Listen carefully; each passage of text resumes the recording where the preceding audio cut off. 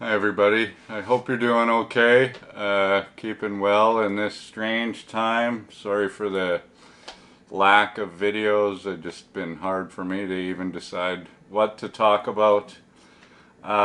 Today I want to talk about why I personally believe that if you are invested, the safest place to keep your investments is in the stock market.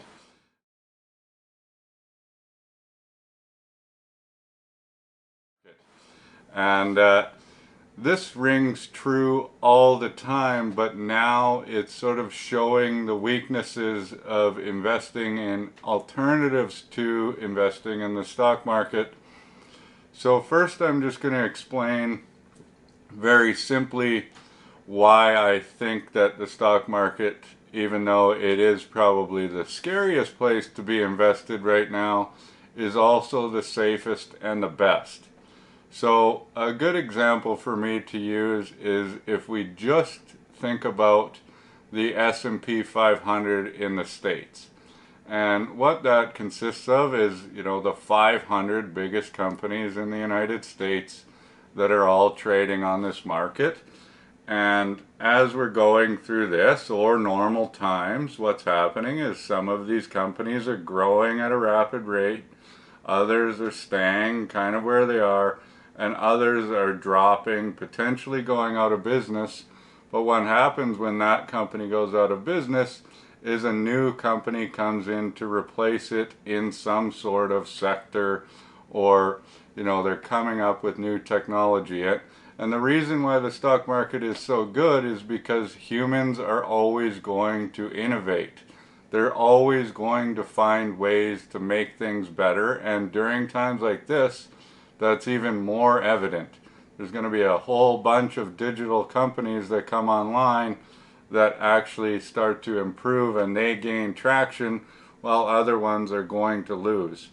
And I'm not saying that we're not going to see a really big roller coaster ride over the next few years. I would certainly expect to see some crazy times ahead, but I'm talking about investing for the long term. And the biggest issue with the stock market, but also its greatest strength, is that you get to see what your money is worth every single day. If you want, I don't recommend this, but you can check your portfolio every single day and say, oh my God, I lost so much money, or yay, I made some money back from that huge dip in March, or whatever's going on. And the reason why this is happening is because the stock market is completely liquid and it's showing what's happening on a day-to-day basis. So you are in full control of your money, whereas pretty much every other investment that I'm going to talk about, you actually aren't in control of your money. There isn't liquidity tied to it, and that is one of the biggest concerns. So let's just compare the stock market to any other investment that you could potentially be making right now. And a very simple one to look at is real estate. And everybody likes the idea of real estate because you have renters that are paying off your mortgage while you're growing equity in the house. But now is sort of the point in time where you're stuck in potentially the worst case scenario, where your equity is probably going to start dropping because house prices are, in my opinion, going to drop, and maybe you don't have that rental income anymore, and all of a sudden what investment looks so great and you borrowed money to do it no longer looks so good, because you are getting a double negative, you're getting drilled, plus you owe all of this money and you can't sell even if you have to. And that's one of the biggest concerns with real estate, is that it isn't a very liquid asset. So maybe you want to be able to sell your property for X, but you can't, and you have to take a loss, and then you owe that back and you still owe money because you needed the money. Another thing to talk about is corporate and government bonds, and if we're looking at the bond market, well, it is especially the corporate bond market, and what we're talking about is corporations are saying, we're going to give you a bond, you're going to buy it off us so that we can generate money for our future expenses, and we're going to pay you an interest on this, and then once your term is up, we're going to give you your money back. But what might be happening here is companies that you thought were very safe, that were issuing bonds, might now be in trouble of actually going out of business. You're never actually going to get paid back, and it's not necessarily going to get replaced by a new one. And that is actually the same for cities and towns that are also putting out bonds, because you can only imagine how much debt little towns and cities and big ones that were issuing bonds are now in for. So they're in a lot of financial trouble, along with the businesses. Might be something where it's just not liquid and you might actually lose your full investment. I'm not saying that, and most people aren't just buying individual bonds. It's kind of the same as the stock market, where you're buying a whole pool of them. But and now I'm getting into something that I've never really talked about yet, and it's something that's happening a lot more in today's age, which is private equity, where you'll have a firm that will take your money and they'll have a minimum investment amount that's usually pretty large, and they'll say, you're giving us your money for 5 years, and we're going to basically almost guarantee a 10 or 12% rate of return, because we're investing in a number of small businesses that are doing really well, and you can't get your money back within these 5 years, but we're going to pay you handsomely for it. And a lot of these firms actually have been doing quite well, and people have been happy with what returns they're getting. But now you have to imagine, well, you've invested this large sum of money that isn't liquid at all into a private equity firm that's invested in, let's say, 20 small businesses. And now how many of those 20 small businesses are actually going to survive or come out of this ahead? Are they going to still be able to pay this rate of return for you on your money that isn't liquid? And you can't get out of this even if you wanted to.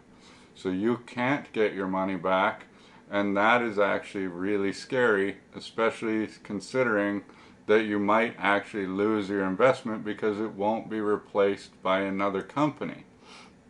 And then on a smaller scale to that would be investing in private business. A lot of people, and this can be a great investment opportunity, is to say, I've got a friend or a family member that's starting a small company, and I'm going to invest in the early shares of the growth of this company.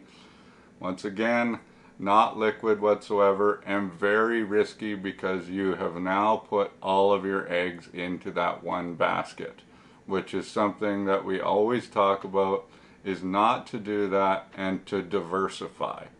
And diversify based on your risk tolerance. A lot of people want to make that big money, but they don't have a very high risk tolerance, and they do these things anyways because they feel like they're guaranteed, which they're very far from guaranteed. And lastly, I'm going to talk about Reits, which are real estate investment trusts. And it was something that I was going to talk about before this whole thing happened. I had it on my list of things to discuss, and you may not know what they are, but basically a REIT is giving you the ability to invest in real estate, commercial and residential, without having to borrow money or put a huge lump sum of money into this.